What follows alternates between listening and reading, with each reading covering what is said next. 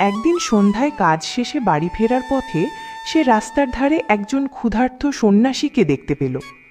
সন্ন্যাসী দুর্বল কণ্ঠে বললেন, বাবা, অনেকক্ষণ ধরে কিছু খাইনি, খুব খিদে পেয়েছে। যদি একটু খাবার দিতে খুব ভালো হতো। বাবা, আমার কাছে আর কিছুই নেই, এটুকুই আছে, আপনি এটা খেয়ে নিন বাবা। বাবা, তুমি কি দিলে সেটা বড় কথা নয়, তুমি মন থেকে দিলে সেটাই সবচেয়ে বড় দান। সন্ন্যাসী কলাটা খেয়ে কলার খোসাটা গোপালের হাতে দিলেন।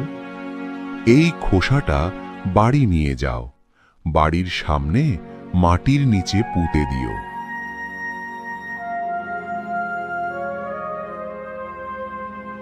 গোপাল অবাক হলেও কিছু না বলে খোসাটা বাড়ি নিয়ে গেল। তারপর বাড়ির সামনে মাটির নিচে পুঁতে দিল। পরের দিন সকালে গোপাল ঘুম থেকে উঠে দেখল সেই জায়গা থেকে একটি ছোট্ট কলা গাছের চারা বেরিয়েছে। গোপাল অবাক হয়ে বলল, এত তাড়াতাড়ি